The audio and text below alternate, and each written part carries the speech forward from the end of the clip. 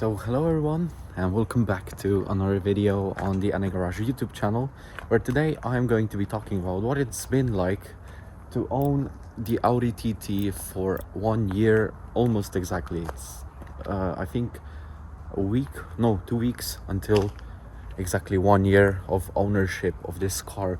So in today's video I'm going to be talking about what it's been like to own, reliability, how much it has cost me to service the car, not including fuel and tires and just random miscellaneous stuff, but actually the stuff that broke, servicing and everything like that. So yeah, this is my 2007 Mark II Audi TT. It has a 2-liter TFSI engine, just like the Mark V GTI has, so the BWA, so EA113 platform. So this is the car from the outside. I have just washed it today. It's on these ugly 16-inch rims and 16-inch tires, of course, because it's the winter here and we have to have that kind of equipment. So yeah, this is the car from the outside. Looks nice. I've polished it, done the washing and everything, so it just looks great. So yeah, the car has done 195,000 kilometers. All in all, not bad, but when I bought the car it had 182,000 kilometers, so I will talk about that. So I've just jumped inside of my car because it's really cold outside. It's currently 2 degrees Celsius. So yeah, the ownership cost in total has been 760 euros for the year. So I have done basically 14,000 kilometers, maybe we'll do 15,000 depending, until the end of the year. So that's around an average driver. So this is pretty much a very good test reliability, sort of. So yeah, everything together cost me 760 euros. That includes a cam follower, 2 coil packs, a set of plugs, a cam follower, a big service, and 2 small services. One was in the big service, so yeah, kind of, so yeah, I have done the big service was around 300 euros. 2 coil packs were around 150 to 200 with labor. Cam follower was, I don't know, around 30 euros. I will just keep listing this stuff like right here. So yeah, basically the average amount I've spent, not to the dot, 760, let's call it 800 euros for the year of owning this car, not including the fuel cost, tires, etc. Anything that's not maintenance related, it's not counted here. So has the car been reliable? So the car has been reliable, apart from the check engine light, which is prevalent right here because I have cut off, a modified, no, not modified, it's completely stock catalytic converter. And one of the things that I want to talk about that is really annoying about this car that I have noticed, not until I bought it and it rained for the first time, is, if you can see right there, there is some condensation and the windshield is leaking right here. Air for now, I think. No, it's a little bit moisturized. Maybe some water. I've seen a couple of water drops. Let's just say it's leaking around the seal right here and on this side up here as well. And it's really annoying on the highway when you're driving and the wind keeps blowing in the car. I mean, it's not blowing like in my hair and stuff, but it's annoying to hear it when you're driving on the highway. So has the car been reliable? A short answer would be yes. Better than an Alpha, definitely. Long answer is actually it left me stranded once.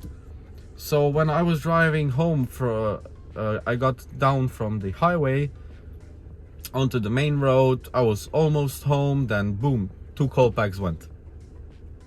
And I did have some issues on that exact drive where I would put my gas pedal down and the car just started violently shaking, wouldn't get any speed, no boost, no nothing, like it was in limp mode, and it was also cutting out while trying to give it some gas. So 2 cold packs went bad at once, which I have never seen before. Mostly there's one that goes bad. So the car was basically running on 2 cylinders, and I had to just limp it to the mechanic, which was thankfully only like 100 meters to get to, so I could limp it on 2 cylinders to the mechanic, got it fixed one day, done. New cold packs, new spark plugs, everything. So yeah, that was nice that I could get it fixed in one day. But yeah, it left me stranded once, and I have not trusted this car as much ever since. I just always have this feeling that something could go wrong. Oh, so you want to hear the exhaust you were asking? Yeah, I'll show you.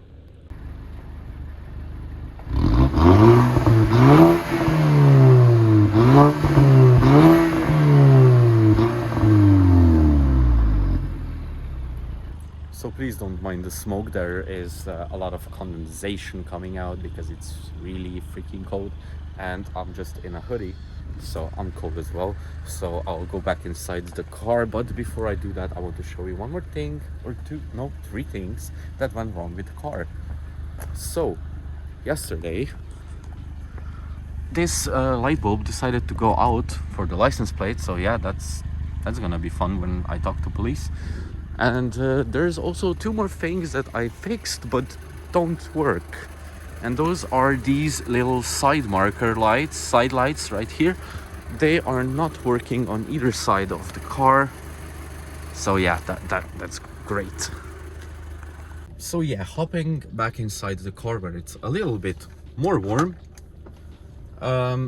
Yeah, the car's been super fun to drive. This is my opinion, of course. If you want to buy the car, I would recommend it for someone that's obviously maybe young. I've seen older people have the car, but it's just really difficult to get in and out of the car. I'm 22 and I have problems with that. If you have kids, yeah, this is not going to be enough for you, probably. And if you want to just race it about, have it for a daily, that's how I basically use it. I use it as like a weekend toy car and an everyday car, which has been turning out great, I think. I hope nothing's hurt on the car. It doesn't seem like it, except for the thermostat. Yes, the thermostat is broken. So yeah, that's another thing to fix. So the stuff keeps coming to fix, but it's cheap because it's basically a Mark V Golf. And I honestly enjoy the view of this cockpit. It just looks good. I mean, for a 16/17-year-old car, I think it looks really good inside. So I've put up a post on Instagram. If you want to follow my Instagram, the picture is going to show up on the screen right now, where I asked you guys what you wanted to see in the video, and there were 2 questions, both coming from Murdicus. Hopefully I didn't butcher your name. You have a black Audi TT, I think. The question was reactions of other people to the car. So I have had mixed reactions on the car for a little while. Some say it's a hairdresser car. Some say, yo man, that looks cool. It's a sports car, you know, coupe, fun. The people that have driven it really liked it. Great fun. Me in the passenger seat liked it very much, but I'm not a passenger princess. I'm gonna admit that. I don't like riding passenger. Just scares me a ton. And there was also another question. And the question number 2 was if I regret buying this car. Truthfully, maybe. But when I'm looking at other cars in the same price range, I paid 11,000 euros for the car at the time, a year ago. The prices were high, and the TTs are holding the price very well compared to the Mark V Golf, which is around 3,000 euros cheaper. I don't regret getting the car. It's quite an experience. I love the body style, I love everything about it. Drives great. I would just prefer if it was a quattro or maybe a 3.2 liter. That's just what you need, is what you need. And I honestly don't need a 3.2, but it would be really fun. And honestly, I just want something rear-wheel drive in the future. But that's how I'm thinking now. 1 year ago, I really liked this car. Like, it was the best thing that ever happened to me. Like, you know, opinions change. So yeah, I really like the car. I don't regret buying it necessarily. It's been an experience, so to say. So yeah, those were the two questions answered. And I don't have any more because there were only two. I only have 46 followers, I think, on Instagram. So please follow me on Instagram.